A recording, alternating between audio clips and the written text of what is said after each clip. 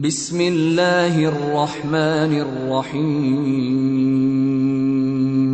اللہ کے نام سے جو رحمان اور رحیم ہے۔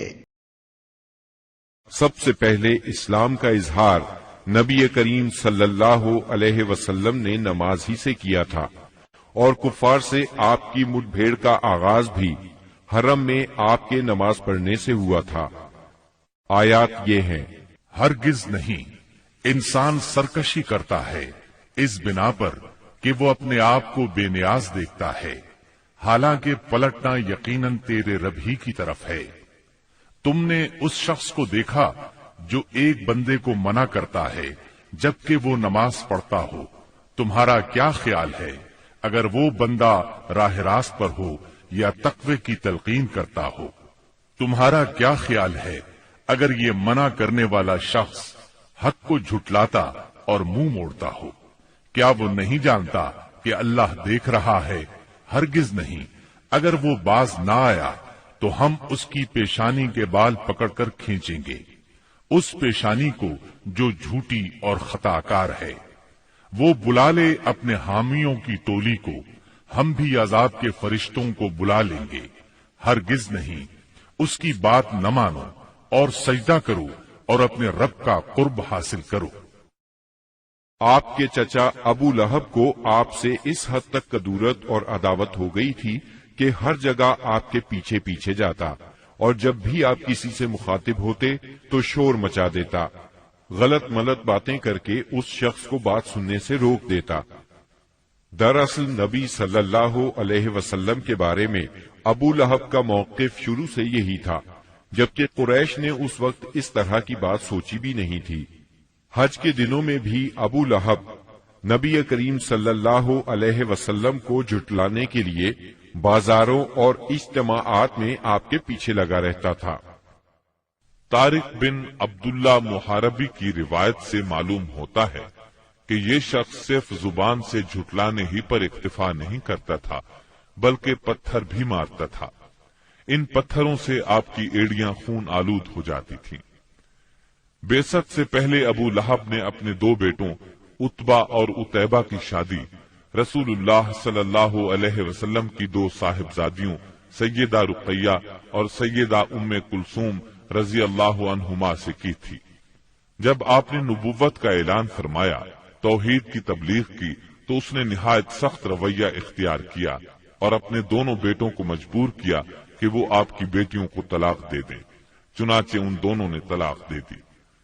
اسی طرح جب نبی صلی اللہ علیہ وسلم کے دوسرے صاحبزادے عبداللہ کا انتقال ہوا تو ابو لہب کو اس قدر خوشی ہوئی کہ وہ دوڑتا ہوا اپنے دوستوں کے پاس پہنچا اور انہیں یہ خبر سنائی کہ محمد معاذ اللہ ابتر یعنی نسل بریدہ ہو گئے ہیں۔ ابو لہب کی بیوی ام جمیل بھی رسول اللہ صلی اللہ علیہ وسلم کی دشمنی میں اس سے پیچھے نہیں تھی۔ اس کا نام اروا تھا، جو حرب بن امیہ کی بیٹی اور ابو سفیان کی بہن تھی۔ یہ آپ کے راستے میں رات کے وقت کانٹے بچھا دیا کرتی تھی، بہت بد زبان تھی، فساد برپا کرنے والی تھی۔ قرآن میں اسے حمالۃ الحطب یعنی لکڑی ڈھونے والی کا لقب دیا گیا ہے۔ جب اسے معلوم ہوا کہ اس کی اور اس کے شوہر کی مذمت میں قرآن نازل ہوا ہے تو وہ رسول اللہ صلی اللہ علیہ وسلم کو تلاش کرتی ہوئی آئی۔ آپ خانہ کعبہ کے پاس مسجد حرام میں تشریف فرما تھے۔ سیدنا ابو بکر صدیق رضی اللہ عنہ بھی ساتھ تھے۔ اس کی مٹھی میں پتھر تھے۔ آپ کے سامنے آ کھڑی ہوئی تو اللہ تعالی نے اس کی نگاہ پکڑ لی اور وہ رسول اللہ صلی اللہ علیہ وسلم کو نہ دیکھ سکی۔ البتہ ابو بکر صدیق اسے نظر آ رہے تھے۔ اس نے پوچھا، ابو بکر تمہارا ساتھی کہاں ہے؟ مجھے معلوم ہوا ہے کہ وہ میری حجب کرتا ہے۔ اللہ کی قسم اگر میں اس تک پہنچ گئی تو یہ پتھر اس کے منہ پر ماروں گی۔ دیکھو اللہ کی قسم میں بھی شاعرہ ہوں۔ یہ کہہ کر اس نے شعر پڑھا، مزمما عصینا وامرہ ابینا ودینہ قلینا۔ ہم نے مزمم کی نافرمانی کی، اس کے امر کو تسلیم نہ کیا اور اس کے دین کو نفرت اور حقارت سے چھوڑ دیا۔ اس کے بعد وہ واپس چلی گئی۔ سیدنا ابو بکر صدیق رضی اللہ عنہ نے عرض کیا، اے اللہ کے رسول، کیا اس نے آپ کو دیکھا نہیں؟ آپ نے فرمایا، نہیں، اس نے مجھے نہیں دیکھا، اللہ نے اس کی نگاہ پکڑ لی تھی۔ بہرحال نبی صلی اللہ علیہ وسلم اپنی تبلیغ میں لگے رہے، مجمعوں اور محفلوں میں پہنچ کر اسلام کا پیغام دیتے رہے۔ آپ کتاب اللہ کی آیات پڑھتے اور سابقہ رسولوں نے جو پیغام دیا تھا وہی پیغام لوگوں کو سناتے۔ آپ فرماتے، یا قوم اعبدوا اللہ ما لکم من الہ غیرہ، اے میری قوم کے لوگو، اللہ کی عبادت کرو، اس کے سوا تمہارا کوئی معبود نہیں۔ اس کے ساتھ ہی آپ نے لوگوں کے سامنے کھلم کھلا اللہ کی عبادت شروع کر دی۔ چنانچہ آپ دن دہاڑے سارے لوگوں کے سامنے کعبہ کے صحن میں نماز پڑھتے۔ آپ کی تبلیغ آہستہ آہستہ کامیاب ہوتی چلی گئی۔ قریش اس پوری صورتحال کو تشویش کی نظر سے دیکھ رہے تھے۔ ابھی تھوڑا عرصہ گزرا تھا کہ حج کا موسم آ گیا۔ کفار حاجیوں کے سلسلے میں پریشان ہو گئے، چنانچہ ان کی ایک جماعت ولید بن مغیرہ کے پاس آئی۔ یہ ان میں عمر رسیدہ اور مرتبے والا آدمی تھا۔ اس نے کہا، دیکھو، حج کا موسم آ گیا ہے، اب ہر طرف سے لوگ تمہارے پاس آئیں گے اور وہ ان صاحب کا معاملہ سن ہی چکے ہیں، لہذا کوئی ایک رائے طے کر لو اور مختلف باتیں نہ کہنا، ورنہ ایک دوسرے کو جھٹلا بیٹھو گے۔ لوگوں نے کہا، تب پھر آپ ہی بتائیں ہمیں کیا کرنا چاہیے، کیا کہنا چاہیے؟ اس نے کہا، نہیں، بلکہ تم کہو، میں سنوں گا۔ لوگوں نے کہا، اچھا، تو ہم ان سے کہیں گے یہ کاہن ہے۔ یہ سن کر ولید بن مغیرہ نے جواب دیا، وہ کاہن نہیں ہے، ہم نے کاہنوں کو دیکھا ہے، اس میں نہ ان جیسی گنگناہٹ ہے نہ تک بندی۔ تب ان لوگوں نے کہا، ہم کہیں گے وہ پاگل ہے۔ ولید بن مغیرہ نے جواب دیا، وہ پاگل بھی نہیں ہے، ہم لوگ پاگل پن کو بھی پہچانتے ہیں، اس میں نہ پاگلوں کسی گھٹن ہے، نہ الٹی سیدھی حرکتیں، نہ بہکی بہکی باتیں۔ لوگوں نے کہا، تب پھر ہم کہیں گے وہ شاعر ہے۔ ولید بن مغیرہ بولا، وہ شاعر بھی نہیں ہے، ہمیں شعر و شاعری کی تمام قسمیں معلوم ہیں، وہ شاعر نہیں ہے۔ وہ بولے، اچھا، تو ہم کہیں گے وہ جادوگر ہے۔ ولید بن مغیرہ نے کہا، وہ جادوگر بھی نہیں ہے، ہم نے جادو اور جادوگر سب دیکھے ہیں، اس میں ان جیسی جھاڑ پھونک ہے نہ گرہ بندی۔ انہوں نے کہا، تب پھر آخر ہم ان سے کیا کہیں، کیا بتائیں، یہ کون ہے، کیا ہے؟ اس نے جواب میں کہا، اللہ کی قسم، اس کی بات میں مٹھاس ہے، تازگی ہے، اس کی جڑ پائیدار اور شاخ پھلدار ہے، تم جو بھی کہو گے واضح ہو جائے گا کہ تم نے جھوٹ کہا ہے۔ ویسے زیادہ مناسب یہی ہے کہ تم کہہ دو وہ جادوگر ہے، اور اس کی باتوں میں جادو ہے۔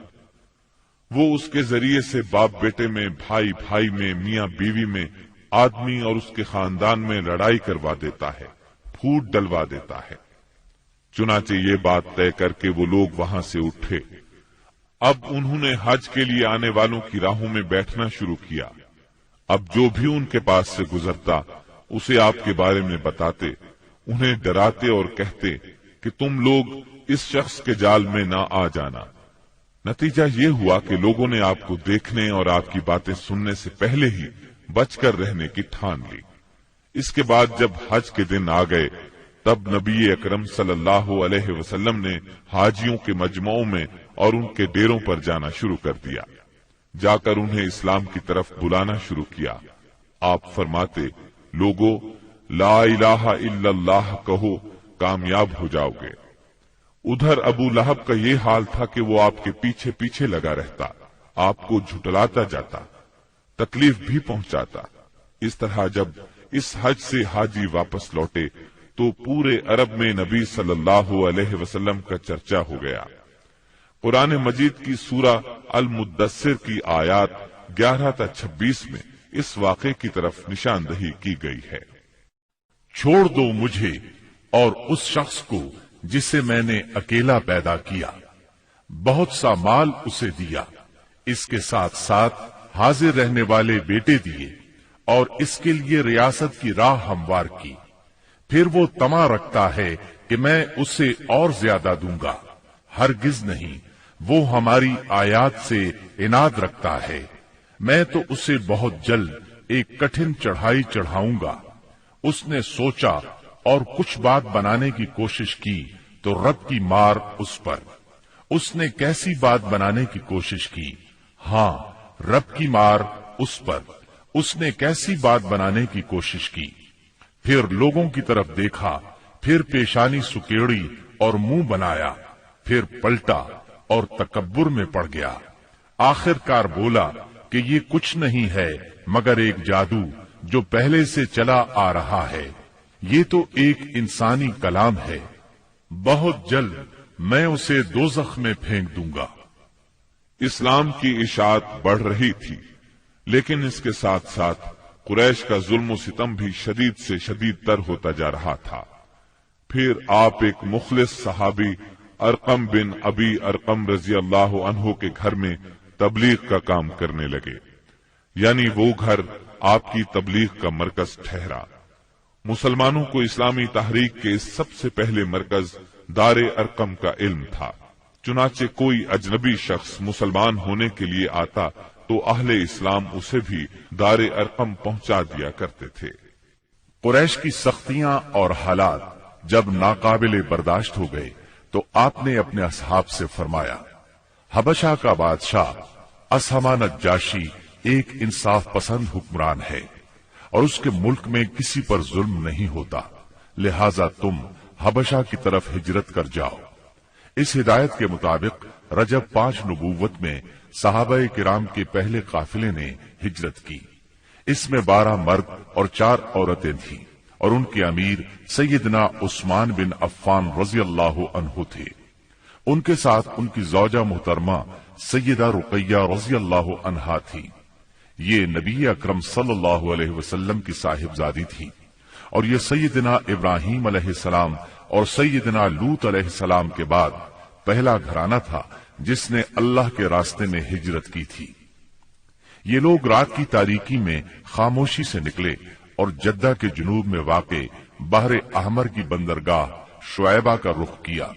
خوش قسمتی سے وہاں 2 تجارتی جہاز موجود تھے۔ یہ لوگ ان پر سوار ہو کر حبشہ پہنچ گئے۔ ادھر قریش کو ان کی روانگی کا علم ہوا تو مارے غیظ و غضب کے ان کا برا حال ہو گیا۔ فوراً آدمی دوڑائے گئے تاکہ ان حضرات کو پکڑا جا سکے اور خوب سزا دی جا سکے، یہاں تک کہ وہ اللہ کا دین چھوڑ دے۔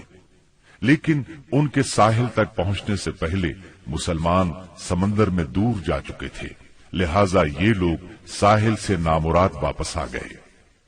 اس ہجرت کے کوئی 2 ماہ بعد رمضان 5 نبوت میں ایک روز رسول اللہ صلی اللہ علیہ وسلم مسجد حرام میں تشریف لائے۔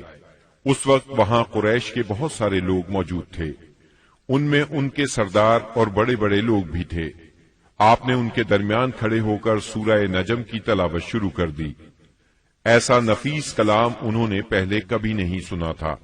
اب جو ان کے کانوں میں گونجا تو بے خود ہو گئے، دم بخود ہو کر سنتے رہ گئے، اس طرح خاموش اور ساکت ہو گئے کہ آپ کو روکنے کا ہوش بھی نہ رہ گیا۔ بلکہ سورت کے آخر میں جب ڈانٹ ڈپٹ والی آیات آئیں تو ان کے دل کانپ گئے، ہوش اڑ گئے، اور جو ہی آپ نے یہ حکم سنایا کہ فَاسْجُدُوا لِلَّهِ وَاعْبُدُوا، یعنی اللہ کے لیے سجدہ کرو اور اس کی عبادت کرو، تو سب کے سب سجدہ ریز ہو گئے۔ کسی کو اس حکم ربانی سے سرتابی کا یارہ نہ رہا۔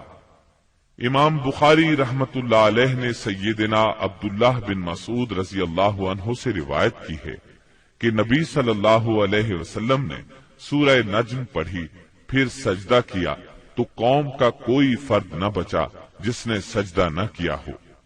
ایک آدمی نے ایک مٹھی کنکری یا مٹی کی لی اور اس کو اپنے چہرے کے اوپر تک لے گیا اور کہا، میرے لیے یہی کافی ہے۔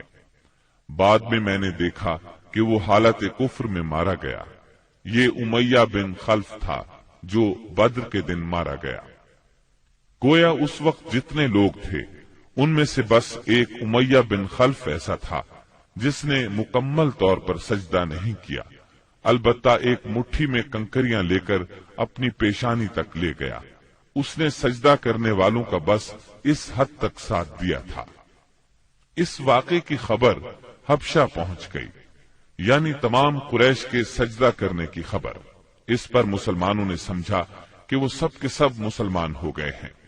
وہ سب خوشی خوشی ماہ شوال میں مکے کی طرف روانہ ہو گئے، لیکن جب مکے کے اس قدر قریب پہنچ گئے کہ ایک دن سے بھی کم وقت کی مسافت باقی رہ گئی، تب انہیں اصل بات کا پتہ چلا۔ اس پر کچھ لوگ تو وہیں سے واپس حبشہ چلے گئے اور کچھ چھپ چھپا کر یا کسی کی پناہ لے کر مکہ آ گئے۔ اس کے بعد مسلمانوں پر قریش کی سختیاں اور زیادہ بڑھ گئیں، کیونکہ ایک طرف تو انہوں نے بے خودی میں مسلمانوں کے ساتھ سجدہ کر دیا تھا، اس کا انہیں بہت پچھتاوا تھا، دوسری طرف مسلمانوں کے ساتھ نجاشی بہت اچھا سلوک کر رہا تھا، اس کی انہیں جلن اور کڑھن تھی۔ اس لیے رسول اللہ صلی اللہ علیہ وسلم نے فرمایا، تم لوگ دوبارہ حبشہ ہجرت کر جاؤ۔ چنانچہ اس مرتبہ 82 یا 83 مرد اور 18 یا 19 عورتوں نے ہجرت کی، اور ظاہر ہے یہ ہجرت پہلی ہجرت کی نسبت زیادہ مشکل تھی، کیونکہ اب قریش چوکنے تھے، مسلمانوں کی نقل و حرکت پر ان کی نظر تھی۔ یہ اور بات ہے کہ مسلمان ان سے زیادہ چوکنے، با حکمت اور ٹھوس قدم اٹھانے والے ثابت ہوئے، اور ان کی تمام تر پکڑ دھکڑ کے باوجود حبشہ کی طرف نکلنے میں کامیاب ہو گئے۔ اس ہجرت سے قریش کے گھر گھر میں کوہرام مچ گیا، کیونکہ قریش کے بڑے چھوٹے خاندانوں میں سے کوئی ایسا نہیں تھا جس کے چشم و چراغ ان مہاجرین میں شامل نہ ہو۔ کسی کا بیٹا گیا تھا تو کسی کا داماد، کسی کی بیٹی گئی تھی تو کسی کا بھائی اور کسی کی بہن۔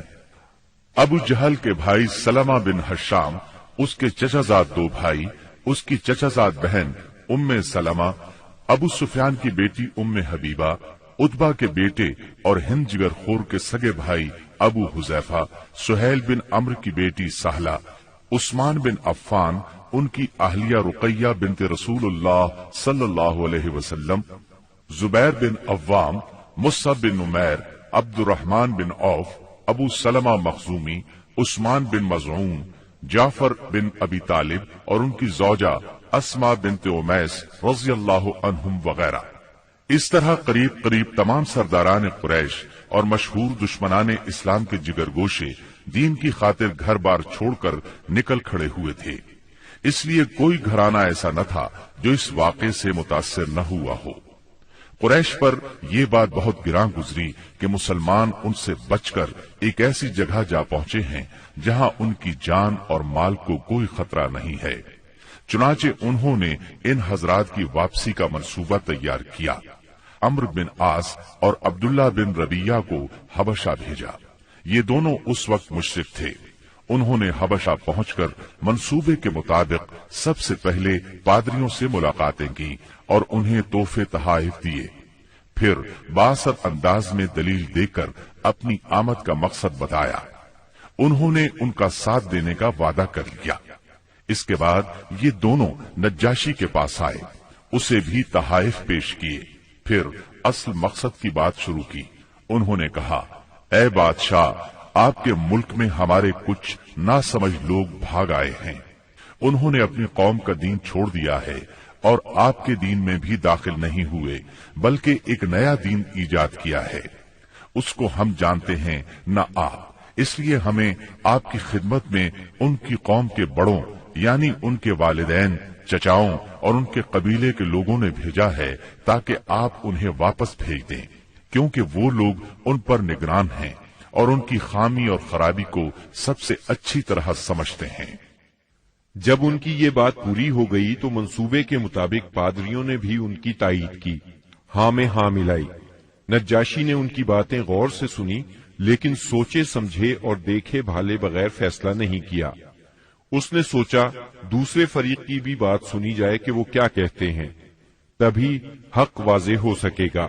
چنانچہ اس نے مسلمانوں کو بلا لیا اور ان سے پوچھا، یہ کیسا دین ہے جس کی وجہ سے تم لوگ اپنی قوم سے الگ ہو گئے ہو، لیکن نہ میرے دین میں داخل ہوتے ہو اور نہ ان ملتوں ہی میں سے کسی کے دین میں داخل ہوئے ہو؟ اس کے جواب میں سیدنا جعفر بن ابی طالب رضی اللہ عنہ نے فرمایا، اے بادشاہ، ہم جاہلیت والی قوم تھے، بتوں کو پوجتے تھے، مردار کھاتے تھے، برائیاں کرتے تھے، قرابت داروں سے ناتا توڑتے تھے، پڑوسیوں سے بدسلوکی کرتے تھے، ہم میں جو طاقتور ہوتا تھا وہ ہمارے کمزور کو کھا جاتا تھا۔ ہم اس حالت میں تھے کہ اللہ تعالیٰ نے ہم ہی میں سے ایک رسول بھیجا، ہم پہلے سے اس کے عالی نسب، سچائی، امانت اور پاک دامنی کو اچھی طرح جانتے تھے۔ اس نے ہمیں اللہ تعالیٰ کی طرف بلایا کہ ہم اسے ایک مانیں اور اسی کی عبادت کریں، اور اس کے سوا ہمارے باپ دادا جن بتوں اور پتھروں کو پوجتے رہے تھے انہیں چھوڑ دیں۔ اس نے ہمیں سچ بولنے، امانت ادا کرنے، قرابت جوڑنے، پڑوسی سے اچھا سلوک کرنے، حرام کاری اور خون ریزی سے باز رہنے کا حکم دیا، بے حیائی کے کاموں سے، جھوٹ بولنے سے، یتیم کا مال کھانے سے اور پاک دامن عورتوں پر جھوٹی تہمت لگانے سے منع کیا۔ اس نے ہمیں یہ بھی حکم دیا کہ ہم صرف ایک اللہ کی عبادت کریں، اس کے ساتھ کسی کو شریک نہ کریں۔ اس نے ہمیں نماز، زکوٰۃ اور روزے کا حکم دیا۔ اس موقع پر سیدنا جعفر رضی اللہ عنہ نے اسلام کے اور بہت سے احکام گنوائے، پھر کہا، ہم نے اس پیغمبر کو سچا مانا، اس پر ایمان لائے، اس کی پیروی کی اور اس کے لائے ہوئے دین میں اس کی اطاعت کی۔ چنانچہ ہم نے ایک اللہ کی عبادت کی، اس کے ساتھ کسی کو شریک نہیں کیا، اور جو چیزیں اس نے حرام بتائیں انہیں حرام مانا، جو چیزیں اس نے حلال بتائیں ان کو حلال مانا۔ بس اس پر ہماری قوم ہم سے بگڑ گئی، اس نے ہم پر ظلم و ستم کا بازار گرم کر دیا، ہمیں ہمارے دین سے پھیرنے کے لیے فتنوں اور سزاؤں سے دوچار کیا، تاکہ ہم اللہ کی عبادت چھوڑ کر پھر سے بت پرستی کی طرف پلٹ جائیں، اور جن گندی چیزوں کو حلال سمجھتے تھے انہیں پھر حلال سمجھنے لگے۔ جب انہوں نے ہم پر بہت ظلم و تشدد کیا، زمین ہم پر تنگ کر دی، ہمارے اور ہمارے دین کے درمیان رکاوٹ بن گئے، تو ہم نے آپ کے ملک کی راہ لی اور آپ کو دوسروں پر ترجیح دی اور آپ کی پناہ میں رہنے کو پسند کیا، اور آپ سے اے بادشاہ یہ امید کی کہ آپ کے ہاں ہم پر ظلم نہیں کیا جائے گا۔ سیدنا جعفر رضی اللہ عنہ کی یہ تقریر سن کر نجاشی نے کہا، کچھ قرآن پڑھ کر سناؤ۔ اس پر سیدنا جعفر رضی اللہ عنہ نے سورہ مریم کی ابتدائی آیات تلاوت کی۔ نجاشی ان آیات کو سن کر اس قدر رویا کہ اس کی داڑھی تر ہو گئی، اور تمام پادری بھی اس قدر روئے کہ ان کے صحیفے تر ہو گئے۔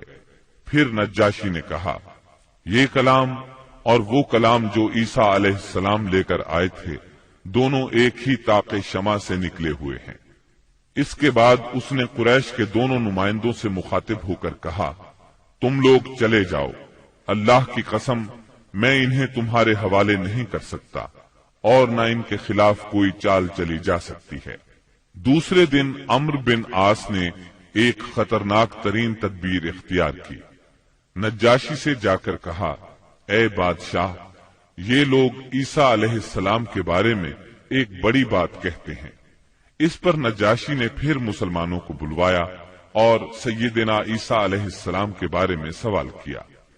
سیدنا جعفر رضی اللہ عنہ نے فرمایا، ہم ان کے بارے میں وہی بات کہتے ہیں جو نبی صلی اللہ علیہ وسلم لے کر آئے ہیں، یعنی وہ اللہ کے بندے ہیں، اس کے رسول، اس کی روح اور اس کا وہ کلمہ ہے جسے اللہ نے کنواری پاک دامن مریم علیہ السلام کی طرف القاء کیا تھا۔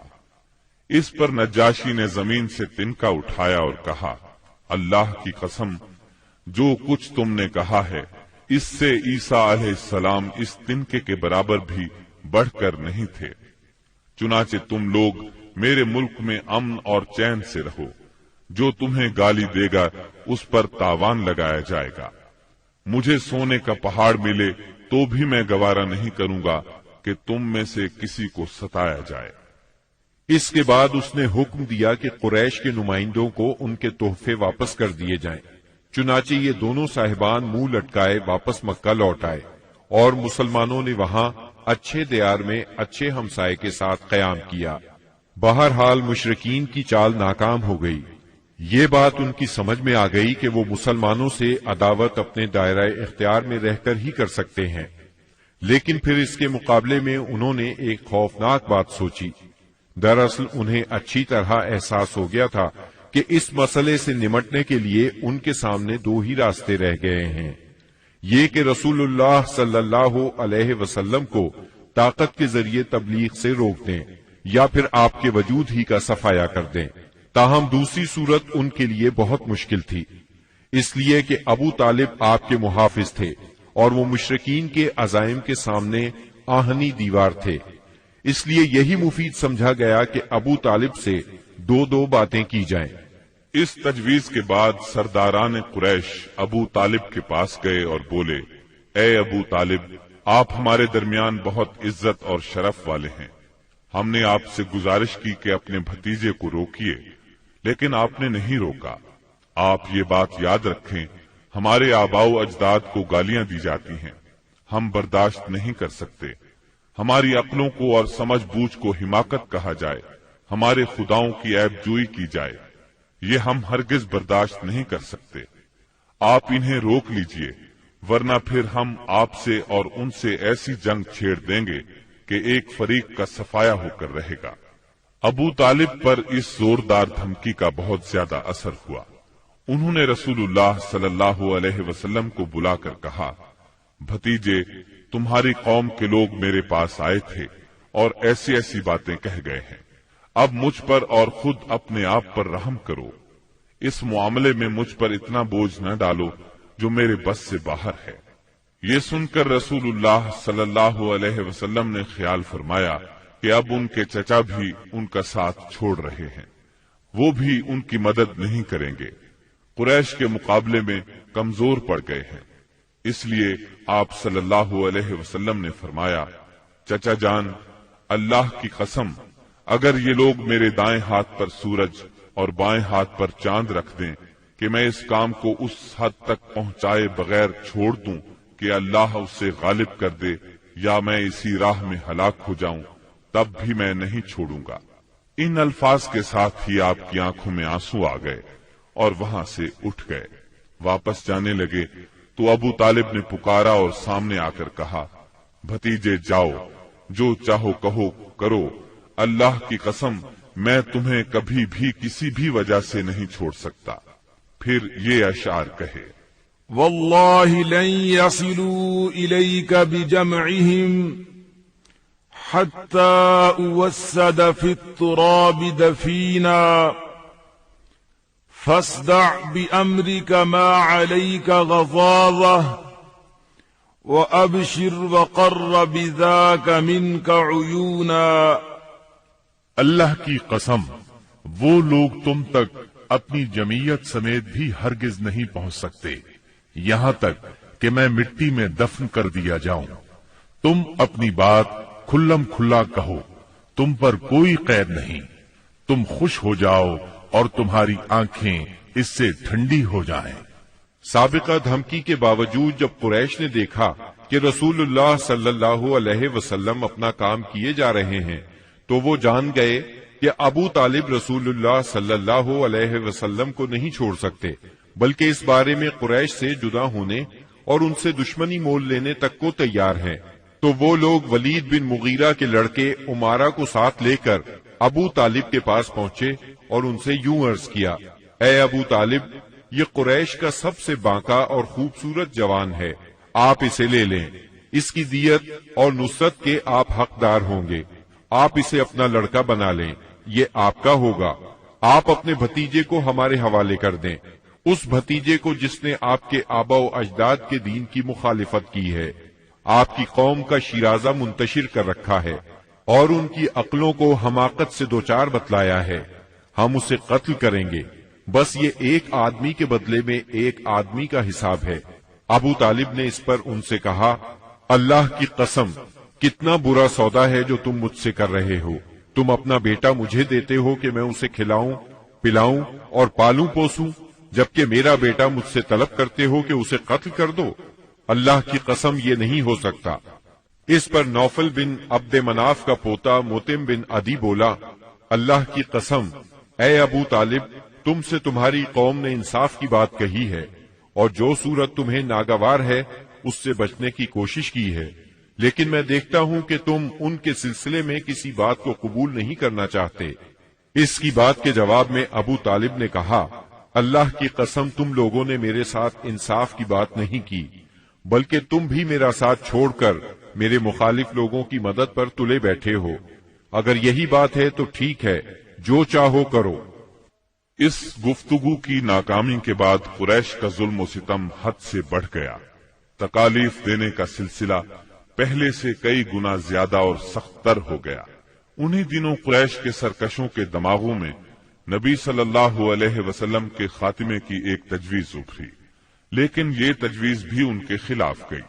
اس تجویز کی بنا پر مکے کے دو نامور اور سرفروش یعنی سیدنا حمزہ اور سیدنا عمر بن خطاب رضی اللہ عنہما اسلام لائے، اور ان کے ذریعے سے اسلام کو خوب طاقت ملی۔ ظلم و ستم کے طویل ترین سلسلے کے صرف ایک دو نمونے آپ کو سنائے جاتے ہیں۔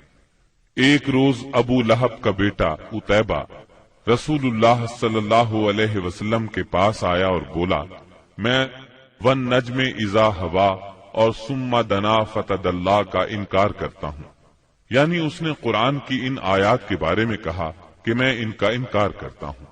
پھر آپ پر حملہ آور ہوا، آپ کا کرتا پھاڑ ڈالا، آپ کے چہرہ مبارک پر تھوکنے کی کوشش کی، لیکن اس کا تھوک آپ کے چہرہ مبارک تک نہ آ سکا۔ اس موقع پر نبی کریم صلی اللہ علیہ وسلم نے اس کے حق میں یوں بد دعا فرمائی، اے اللہ اپنے کتوں میں سے کوئی کتا اس پر مسلط کر دے۔ رسول اللہ صلی اللہ علیہ وسلم کی یہ بد دعا قبول ہوئی، اور وہ اس طرح کہ ایک مرتبہ عتیبہ قریش کے کچھ لوگوں کے ساتھ سفر پر گیا۔ قافلے نے ملک شام کے مقام زرقا میں پڑاؤ ڈالا تو رات کے وقت ایک شیر قافلے کے نزدیک آیا، اس نے پورے قافلے کے گرد چکر لگایا۔ عتیبہ نے اس شیر کو دیکھا تو بولا، ہائے میری تباہی، اللہ کی قسم یہ مجھے کھا جائے گا، محمد نے مجھے بد دعا دی تھی، دیکھو میں شام میں ہوں، اس نے مکے میں رہتے ہوئے مجھے مار ڈالا۔ اس وقت تو شیر چلا گیا۔ لوگوں نے عتیبہ کو دلاسا دیا کہ فکر کرنے کی کوئی بات نہیں، پھر اس کی حفاظت کی خاطر اس کے چاروں طرف جانور کھڑے کر دیے تاکہ اگر رات کے وقت شیر آ جائے تو عتیبہ کی بجائے کسی جانور کو کھا لے، عتیبہ کی طرف رخ نہ کرے۔ اس کے باوجود عتیبہ کی گویا جان نکلی جا رہی تھی۔ پھر رات ہو گئی، سب لوگ سو گئے، لیکن عتیبہ سے نیند کوسوں دور تھی، اور آخرکار شیر آ گیا۔ اس نے جانوروں کو کچھ نہ کہا، ایک چھلانگ لگا کر ان کے اوپر سے ہوتا ہوا عتیبہ پر جا پڑا اور اس کا سر چبا ڈالا۔ تکالیف پہنچانے والوں میں ایک شخص عقبہ بن ابی معیط تھا۔ اس نے ایک روز حالت سجدہ میں نبی صلی اللہ علیہ وسلم کی گردن اس زور سے دبائی کہ معلوم ہوتا تھا آپ کی آنکھیں باہر نکل آئیں گی۔ سیدنا امیر حمزہ رضی اللہ عنہ رشتے میں آپ کے چچا تھے، مگر عمر میں آپ سے 2-3 سال ہی بڑے تھے۔ آپ دونوں نے چونکہ سویبہ کا دودھ پیا تھا، اس لیے رضائی بھائی بھی تھے۔ سیدنا حمزہ رضی اللہ عنہ کو شکار کھیلنے اور سپاہ گری کا بہت شوق تھا۔ منہ اندھیرے تیر کمان لے کر شکار کے لیے نکل جاتے اور پورا دن اسی شوق میں گزار دیتے۔ شام کو واپس آتے تو پہلے حرم میں جاتے، طواف کرتے۔ قریش کے رئیس حرم میں اکثر اپنی الگ الگ مجلس جما کر بیٹھتے تھے۔ سیدنا حمزہ کی ان سب سے اچھی دوستی تھی، اس لیے سب لوگ ان کی بہت قدر کرتے تھے۔ ایک روز نبی اکرم صلی اللہ علیہ وسلم کوہ صفا پر بیٹھے تھے، اتنے میں ابو جہل آیا اور آپ کو دیکھتے ہی آگ بگولا ہو گیا۔ آپ کو گالیاں دینے لگا، آپ خاموش رہے۔ اس خاموشی سے اس کا پارا اور چڑھ گیا۔ اس نے ایک پتھر اٹھایا اور آپ کے سر پر دے مارا۔ آپ کا سر زخمی ہو گیا، خون بہنے لگا۔ شام کو سیدنا حمزہ رضی اللہ عنہ شکار سے لوٹے تو عبداللہ بن جدعان کی لونڈی نے بتایا کہ آج آپ کے بھتیجے محمد کو ابو جہل نے سخت تکلیف پہنچائی ہے، آپ زخمی ہو گئے ہیں۔ سیدنا حمزہ رضی اللہ عنہ نے یہ سنا تو غصے سے بھڑک اٹھے، آخر آپ ان کے قریبی عزیز تھے۔ سیدھے ابو جہل کے پاس گئے اور بولے، تو میرے بھتیجے کو گالی دیتا ہے، حالانکہ میں اسی کے دین پر ہوں۔ اس کے بعد کمان سے اس زور سے مار ماری کہ ابو جہل اس کمان سے زخمی ہو گیا۔ اب سیدنا حمزہ رضی اللہ عنہ آپ صلی اللہ علیہ وسلم کے پاس پہنچے اور بولے، بھتیجے، تمہیں یہ سن کر خوشی ہوگی کہ میں نے ابو جہل سے تمہارا بدلہ لے لیا ہے۔ اس پر نبی اکرم صلی اللہ علیہ وسلم نے فرمایا، چچا، میں ایسی باتوں سے خوش نہیں ہوا کرتا، اگر آپ میری خوشی چاہتے ہیں تو اس کا آسان اور سیدھا سادہ طریقہ یہ ہے کہ آپ مسلمان ہو جائیں۔ سیدنا امیر حمزہ رضی اللہ عنہ کے دل پر اس جملے کا اتنا اثر ہوا کہ انہوں نے اسی وقت کلمہ پڑھا اور اسلام قبول کر لیا۔ سیدنا حمزہ رضی اللہ عنہ کے ایمان لانے کے 3 دن بعد سیدنا عمر بن خطاب بھی اسلام لے آئے۔ وہ قریش مکہ کے بہت بڑے ستون اور مددگار تھے۔ قریش کی طرف سے بیرونی ممالک سے سفارتی تعلقات رکھنا انہی کی ذمہ داری تھی۔ اسلام قبول کرنے سے پہلے آپ مسلمانوں کے سخت خلاف تھے، بہت سخت گیر تھے، طبیعت میں غصہ بہت تھا۔ ایک رات رسول اللہ صلی اللہ علیہ وسلم خانہ کعبہ کے پاس نماز پڑھ رہے تھے۔ سیدنا عمر رضی اللہ عنہ نے چھپ کر چند آیات سن لی۔ ان کے دل میں آیا کہ یہ حق ہے، لیکن پھر بھی اپنے خیالات پر جمے رہے، یہاں تک کہ ایک روز نبی صلی اللہ علیہ وسلم کا کام تمام کرنے کی نیت سے تلوار لے کر نکل کھڑے ہوئے۔ راستے میں ان کی ملاقات سیدنا نعیم بن عبداللہ سے ہوئی۔ یہ نئے مسلمان ہوئے تھے، اس لیے ابھی ان کے اسلام لانے کی خبر سیدنا عمر رضی اللہ عنہ کو نہیں ہوئی تھی۔ ان کے ہاتھ میں ننگی تلوار اور چہرے پر شدید غصے کے آثار دیکھ کر انہوں نے پوچھا، خیر تو ہے عمر، دوپہر کے وقت ننگی تلوار لیے کدھر کا ارادہ ہے؟ سیدنا عمر رضی اللہ عنہ نے جواب دیا، محمد کو قتل کرنے کے لیے جا رہا ہوں۔ یہ سن کر نعیم بولے، محمد کو قتل کرنے سے پہلے اپنے گھر کی خبر لو، تمہاری بہن فاطمہ اور تمہارے بہنوئی سعید تمہارا دین چھوڑ کر اسلام قبول کر چکے ہیں۔ سیدنا عمر یہ سن کر آگ بگولا ہو گئے، سیدھے بہن کے گھر پہنچے۔ اس وقت گھر میں قرآن کے ایک معلم سیدنا خباب بن ارت رضی اللہ عنہ انہیں قرآن پڑھا رہے تھے۔ دروازے پر دستک کی آواز سن کر ان کی بہن فاطمہ بنت خطاب نے قرآن کے اوراق چھپا دیے۔ خباب بن ارت بھی ایک طرف چھپ گئے۔ اب بہنوئی نے دروازہ کھولا۔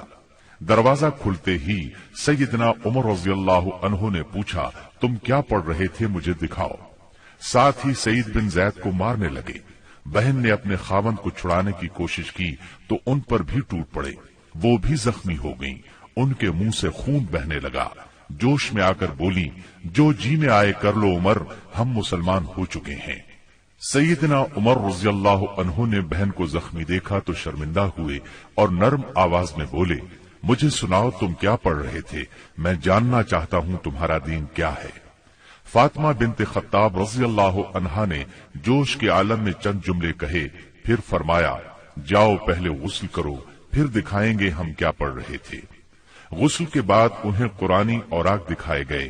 انہیں نرم پڑھتے دیکھ کر سیدنا خباب بن ارت بھی کونے سے نکل کر سامنے آ گئے۔ قرآن کے اوراق پر سورہ طٰہٰ کی چند آیات تھیں۔ سیدنا عمر رضی اللہ عنہ نے ان کو پڑھا تو کایا پلٹ گئی اور بولے، یہ تو بہت عمدہ چیز ہے، بتاؤ مسلمان کس طرح ہوتے ہیں۔ سیدنا خباب بن ارت نے کہا، اے عمر، جمعرات کی رات رسول اللہ صلی اللہ علیہ وسلم نے اللہ تعالی سے دعا کی تھی کہ اے اللہ، ابو جہل یا عمر بن خطاب سے اسلام کو تقویت دے۔ تمہیں خوشخبری ہو کہ یہ سعادت تمہارے حصے میں آ رہی ہے۔ رسول اللہ صلی اللہ علیہ وسلم دار ارقم میں ہیں۔ سیدنا عمر رضی اللہ عنہ ان کے ساتھ دار ارقم پہنچے۔ दरवाजे पर दस्तक दी। दरवाजा खुलने पर अंदर मौजूद लोग सैयदना उमर रज़ी अल्लाह अन्हु को देखकर चौंक उठे। नबी सल्लल्लाहु अलैहि वसल्लम को बताया तो आपने फरमाया, आने दो। सैयदना उमर रज़ी अल्लाह अन्हु अंदर दाखिल हुए।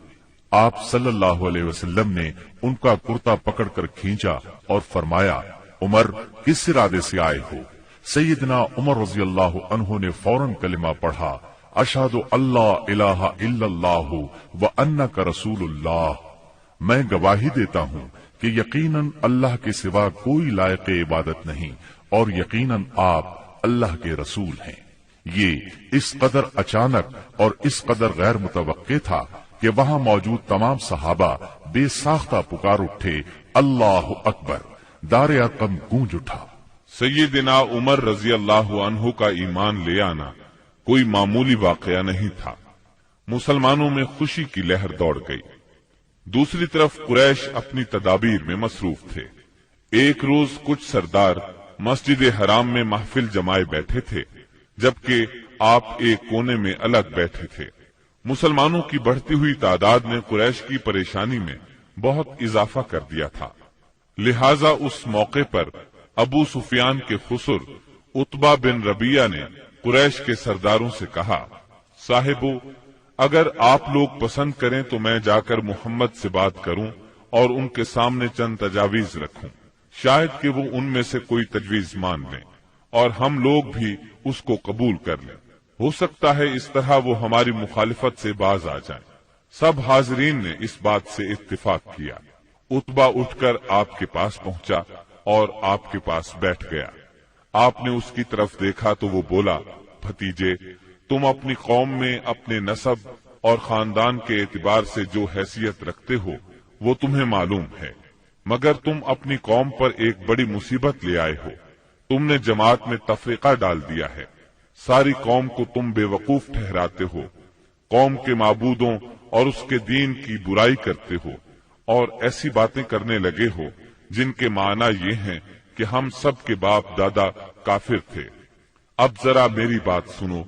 कुछ तजावीज तुम्हारे सामने रखता हूँ, उन पर गौर करो, शायद कि उनमें से किसी को तुम कबूल कर लो। उसके खामोश होने पर आपने फरमाया, अबुल वलीद, आप कहें, मैं सुन रहा हूँ। उसने कहा, भतीजे, ये काम जो तुमने शुरू किया है, इससे अगर तुम्हारा मकसद माल हासिल करना है तो हम सब मिलकर तुम्हें इतना कुछ देने के लिए तैयार हैं कि तुम हम में सबसे ज्यादा मालदार हो जाओगे। अगर इससे अपनी बड़ाई चाहते हो तो हम तुम्हें अपना सरदार बनाने के लिए तैयार हैं। किसी मामले का फैसला तुम्हारे बगैर नहीं किया करेंगे। अगर बादशाहत ही चाहते हो तो हम तुम्हें अपना बादशाह बना लेते हैं। और अगर तुम पर कोई जिन्न आता है जिसे तुम खुद दूर करने पर कादिर नहीं हो तो हम बेहतरीन तबीबों से अपने खर्च पर तुम्हारा इलाज करवा देते हैं। उतबा ये बातें करता रहा। आप खामोशी से सुनते रहे। जब वो अपनी कह चुका तब आपने फरमाया, अच्छा, अब मेरी सुनो। इसके बाद आपने बिस्मिल्लाहिर्रहमानिर्रहीम पढ़कर सूरह हामीम अस-सजदा की तिलावत शुरू की। उतबा अपने दोनों हाथ पीछे जमीन पर टिकाए सुनता रहा। जब आपने आयत सजदा यानी आयत नंबर 38 पर पहुंचकर सजदा किया, फिर सर उठाकर फरमाया, ए अबुल वलीद, मेरा जवाब आपने सुन लिया। अब आप जाने और आपका काम। उन आयात मुबारका का तर्जुमा भी आप सुन लें जो रसूल सल्लल्लाहु अलैहि वसल्लम ने उतबा के सामने उसकी बातों के जवाब में पढ़ी। शुरू अल्लाह के नाम से जो बहुत मेहरबान निहायत रहम वाला है। हामीम, ये उतारी हुई है बड़े मेहरबान बहुत रहम वाले की तरफ से। ऐसी किताब है जिसकी आयतों की वाज़ेह तफसील की गई है, इस हाल में कि कुरान अरबी जुबान में है, उस कौम के लिए जो जानती है। खुशखबरी सुनाने वाला और डराने वाला है। फिर भी उनमें से अक्सर ने मुंह फेर लिया और वो सुनते ही नहीं। और उन्होंने कहा कि तू जिसकी तरफ हमें बुला रहा है, हमारे दिल तो इससे पर्दे में हैं और हमारे कानों में गिरानी है, اور ہم میں اور تجھ میں ایک حجاب ہے، اچھا تو اپنا کام کیے جا، ہم بھی یقیناً کام کرنے والے ہیں۔ آپ کہہ دیجئے کہ میں تو تم ہی جیسا انسان ہوں، مجھ پر وحی نازل کی جاتی ہے کہ تم سب کا معبود ایک اللہ ہی ہے، سو تم اس کی طرف متوجہ ہو جاؤ اور اس سے گناہوں کی معافی چاہو، اور ان مشرکوں کے لیے بڑی ہی خرابی ہے جو زکوٰۃ نہیں دیتے اور آخرت کے بھی منکر ہی رہتے ہیں۔ بے شک جو لوگ ایمان لائیں اور بھلے کام کریں ان کے لیے نہ ختم ہونے والا اجر ہے۔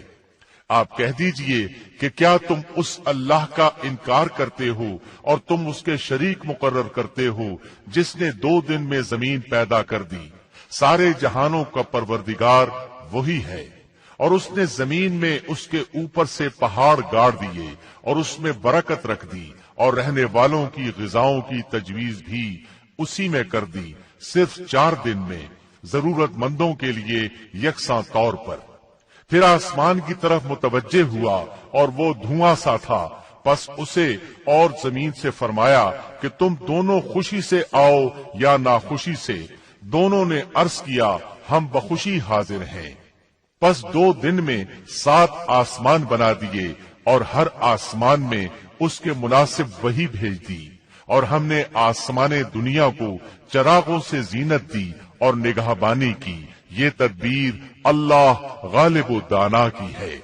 اب بھی یہ روگرداں ہوں تو کہہ دیجئے کہ میں تمہیں اس کڑک سے ڈراتا ہوں جو مثل عادیوں اور سمودیوں کی کڑک کے ہوگی۔ حبشہ میں قریش بری طرح ناکام ہو گئے۔ دوسری طرف وہاں شاہ حبشہ نے مسلمانوں کے ساتھ اعلیٰ ترین سلوک کیا، انہیں وہاں رہنے کی کھلی آزادی دی۔ ادھر مکہ معظمہ میں سیدنا حمزہ اور سیدنا عمر بن خطاب رضی اللہ عنہما نے اسلام قبول کر لیا۔ ان تمام باتوں کی بنا پر کفار کا زور ٹوٹنے لگا۔ دوسری طرف آپ کی تبلیغی کوششوں سے مسلمانوں کی تعداد میں روز بروز اضافہ ہوتا جا رہا تھا اور قبائل میں بھی اسلام پھیلتا جا رہا تھا۔ اس صورتحال نے قریش کو مجبور کیا کہ وہ نئے سرے سے حالات کا جائزہ لیں اور اسلام کی بڑھتی ہوئی مقبولیت میں مزید اضافہ نہ ہونے دیں۔ چنانچہ قریش مکہ ایک جگہ جمع ہوئے۔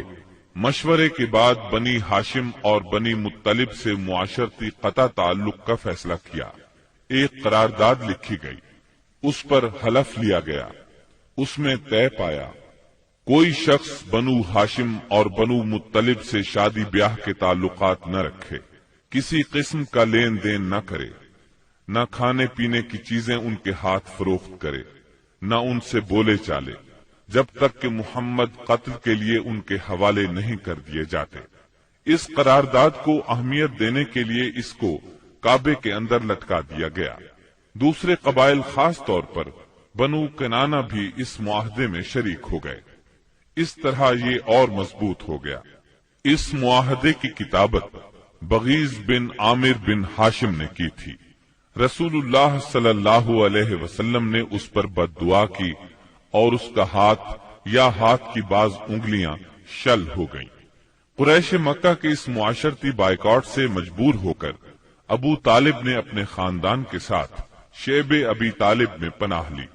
شیب ابی طالب مکہ معظمہ میں ایک محلے کا نام تھا۔ بنی ہاشم اس میں رہا کرتے تھے۔ شیب عربی زبان میں گھاٹی کو کہتے ہیں۔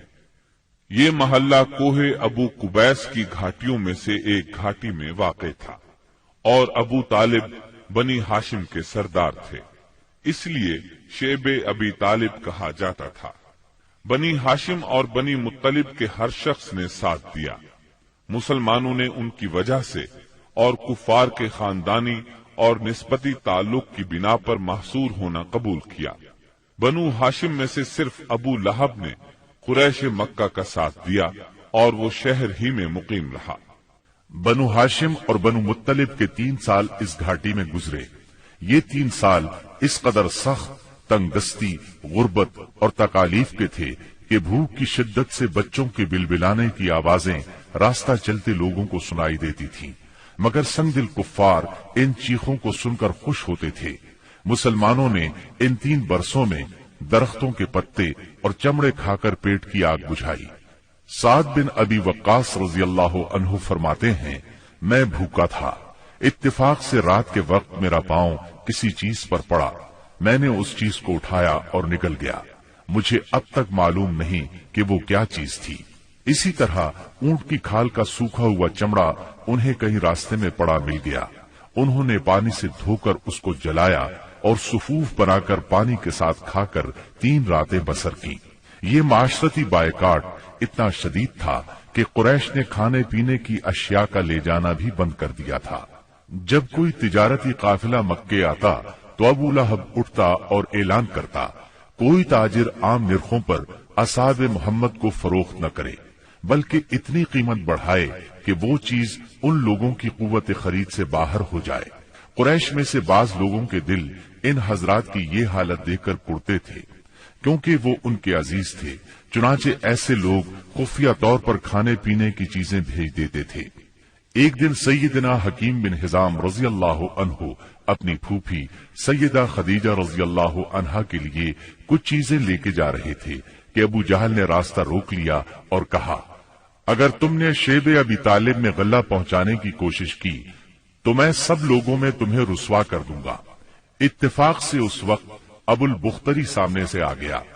واقعے کی تفصیل سن کر ابو جہل سے کہنے لگا، اگر ایک شخص اپنی پھوپھی کے لیے کچھ غلہ بھیجتا ہے تو تم کیوں رکاوٹ بنتے ہو؟ چنانچہ ابو البختری کی مداخلت کی وجہ سے اس سے اپنی پھوپھی کے پاس غلہ بھجوانے دیا۔ غرض ایسی ہی تکالیف اور مصائب کی وجہ سے مکے کے بعض نیک دل لوگوں کو یہ صفاقانہ معاہدہ ختم کرنے کا خیال آیا۔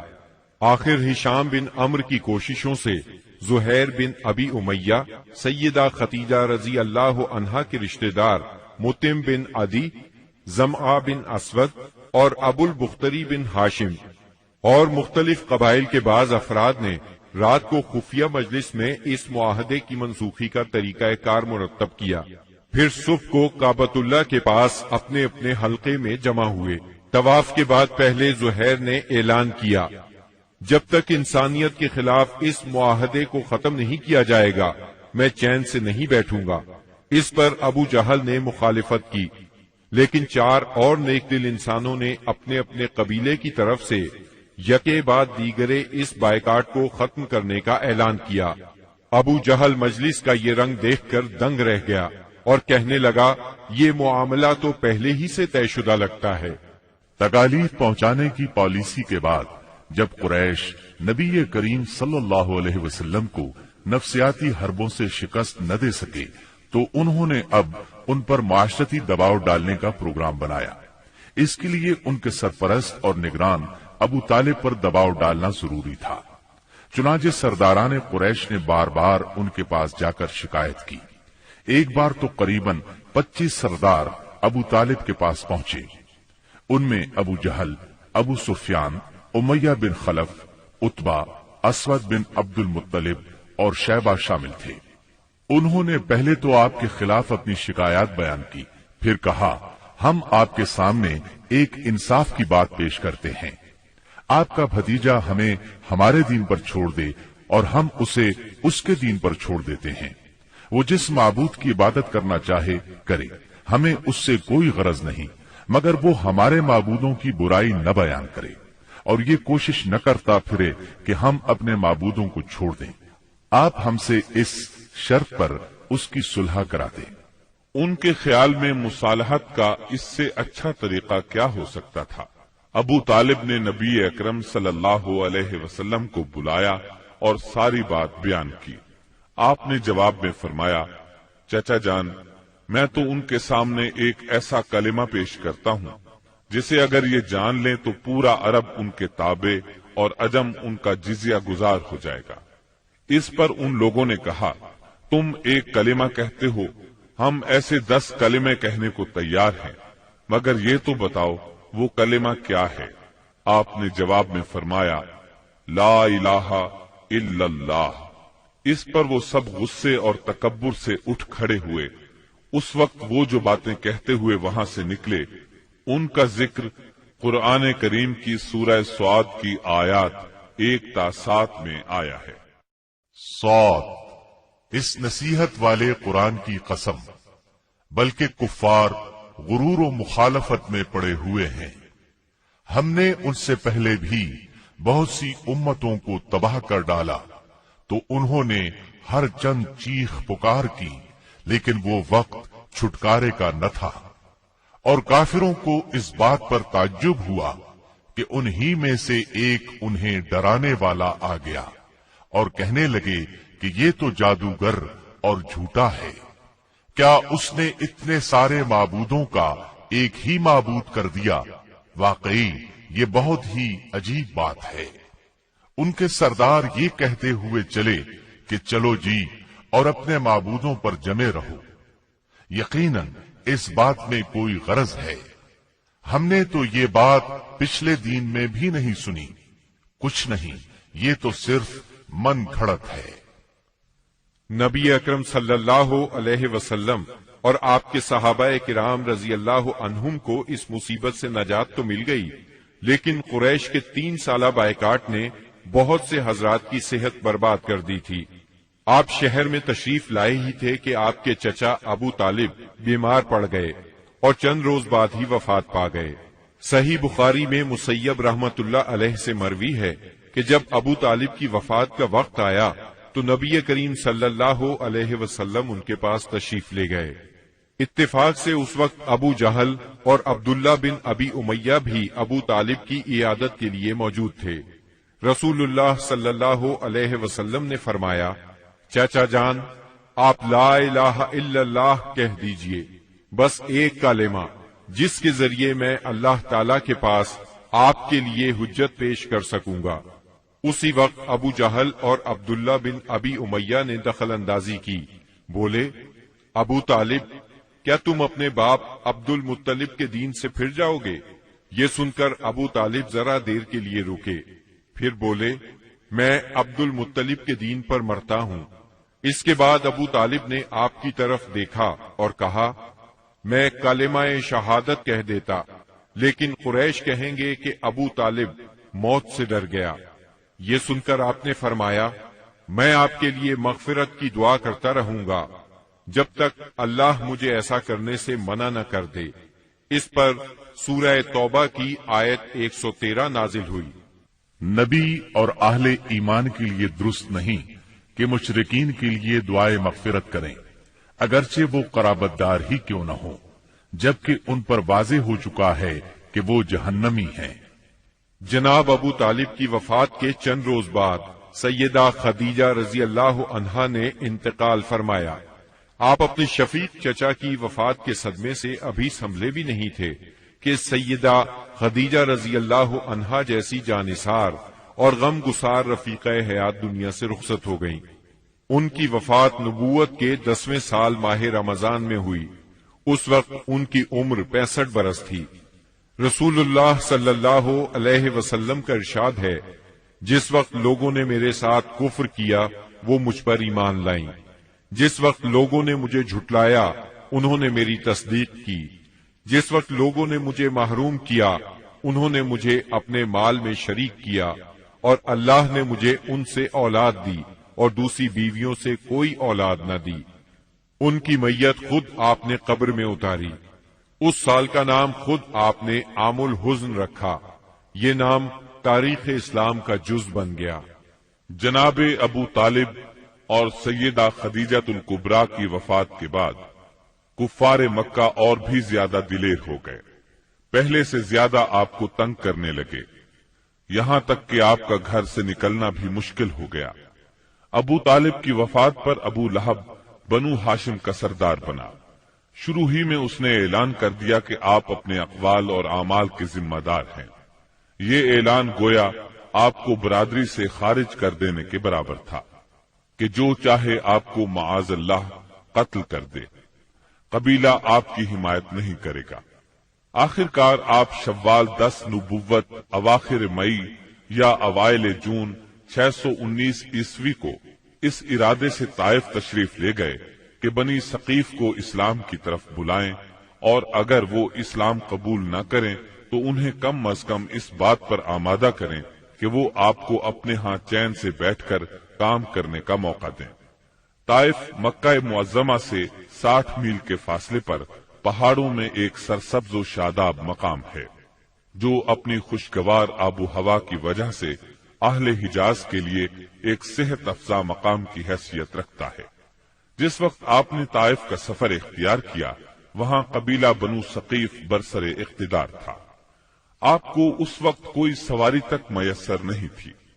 مکہ معظمہ سے طائف تک کا سفر آپ نے پیدل طے کیا۔ آپ کے ساتھ صرف زید بن حارثہ رضی اللہ عنہ تھے۔ راستے میں جس قبیلے سے گزر ہوتا اسے اسلام کی دعوت دیتے، لیکن کسی نے بھی دعوت قبول نہ کی۔ وہاں پہنچ کر آپ نے 10 دن قیام فرمایا۔ اس قیام کے دوران ثقیف کے 3 سرداروں کے پاس گئے جو آپس میں بھائی تھے، جن کے نام یہ ہیں عبد یالیل، مسعود اور حبیب۔ ان کے والد کا نام عمرو بن عمیر ثقفی تھا۔ آپ نے انہیں اللہ کی اطاعت اور اسلام کی مدد کی دعوت دی۔ انہوں نے انکار کر دیا اور خوف محسوس کیا کہ کہیں ان کا نوجوان طبقہ آپ کی تبلیغ سے متاثر نہ ہو جائے۔ مجبوراً آپ کو طائف چھوڑنا پڑا۔ جب آپ وہاں سے نکلے تو ثقیف کے سرداروں نے اپنے ہاں کے لفنگوں کو آپ کے پیچھے لگا دیا۔ وہ راستے کے دونوں طرف دور تک آپ پر آوازیں کستے چلے گئے۔ انہوں نے گالیاں بھی دی اور پتھر بھی مارے۔ اس قدر پتھر مارے کہ آپ زخموں سے چور ہو گئے اور اس قدر خون نکلا۔ اس حالت میں آپ عتبہ اور شیبہ ابنائے ربیہ کے ایک باغ میں بیٹھ گئے۔ یہ باغ طائف سے 3 میل کے فاصلے پر واقع تھا۔ باغ میں ایک دیوار سے ٹیک لگا کر انگور کی بیل کے سائے میں بیٹھ گئے۔ جو کچھ پیش آیا اس پر سوچ بچار کر رہے تھے۔ چنانچہ آپ نے ایک رقت انگیز دعا فرمائی جو دعائے مستضعفین کے نام سے مشہور ہے، جس کا مفہوم یہ ہے: الہی میں تجھ سے اپنی کمزوری و بے بسی اور لوگوں کے نزدیک اپنی بے قدری کا شکوہ کرتا ہوں۔ یا ارحم الراحمین، تو کمزوروں کا رب ہے، تو میرا بھی رب ہے۔ تو مجھے کس کے حوالے کر رہا ہے؟ کیا کسی بیگانے کے جو میرے ساتھ تندی سے پیش آئے، یا کسی دشمن کے جسے تو نے میرے معاملے کا مالک بنا دیا ہے؟ اگر مجھ پر تیرا غضب نہیں ہے تو کوئی پرواہ نہیں، لیکن تیری عافیت میرے لیے زیادہ کشادہ ہے۔ میں تیرے چہرے کے اس نور کی پناہ چاہتا ہوں جس سے تاریکیاں روشن ہو گئیں اور جس سے دنیا اور آخرت کے معاملات درست ہوئے، کہ تو مجھ پر اپنا غضب نازل کرے یا تیرا عتاب مجھ پر وارد ہو۔ مجھے تیری رضا مطلوب ہے، یہاں تک کہ تو خوش ہو جائے، اور تیرے بغیر کوئی زور اور طاقت نہیں۔ واپسی پر آپ بہت دل شکستہ تھے، غمگین تھے۔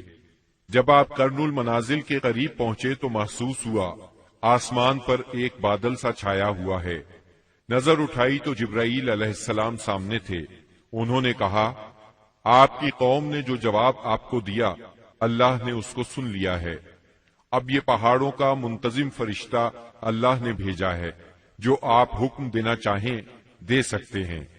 پھر پہاڑوں کے فرشتے نے آپ کو سلام کر کے عرض کیا، آپ فرمائیں تو دونوں طرف کے پہاڑ ان لوگوں پر الٹ دوں۔ آپ نے فرمایا، نہیں، بلکہ مجھے امید ہے کہ اللہ تعالیٰ ان کی نسل سے ایسے لوگ پیدا کرے گا جو صرف ایک اللہ کی عبادت کریں گے اور اس کے ساتھ کسی کو شریک نہیں ٹھہرائیں گے۔ آپ طائف سے نکل کر چند روز نخلا کے مقام پر ٹھہرے، پریشان تھے کہ اب کیسے مکہ جاؤں۔ طائف میں جو کچھ گزری اس کی خبریں وہاں تک پہنچ چکی ہوں گی۔ اب تو کفار پہلے سے بھی زیادہ دلیر ہو جائیں گے۔ انہی دنوں کا ذکر ہے، ایک رات آپ نماز میں قرآن پڑھ رہے تھے کہ جنوں کے ایک گروہ کا ادھر سے گزر ہوا۔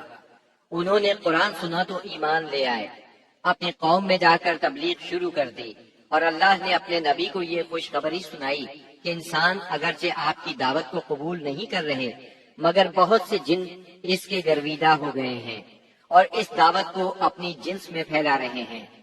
اس واقعے کی تفصیل سورہ احقاف کی آیات 29 تا 31 میں درج ہے۔ اور یاد کرو جب ہم نے آپ کی طرف جنوں کے ایک گروہ کو متوجہ کیا کہ وہ قرآن سنیں، پس جب نبی کے پاس پہنچ گئے تو ایک دوسرے سے کہنے لگے، خاموش ہو جاؤ۔ پھر جب تلاوت ختم ہو گئی تو اپنی قوم کو خبردار کرنے کے لیے واپس لوٹ گئے. کہنے لگے اے ہماری قوم، ہم نے یقیناً وہ کتاب سنی ہے جو موسیٰ کے بعد نازل کی گئی ہے، جو اپنے سے پہلی کتابوں کی تصدیق کرنے والی ہے، جو سچے دین اور راہ راست کی طرف راہبری کرتی ہے. اے ہماری قوم، اللہ کے بلانے والے کا کہا مانو، اس پر ایمان لاؤ تو اللہ تمہارے گناہ بخش دے گا اور تمہیں المناک عذاب سے پناہ دے گا. Thanks for watching our channel. Like, comment and subscribe. Our channel Discover Islamic Videos.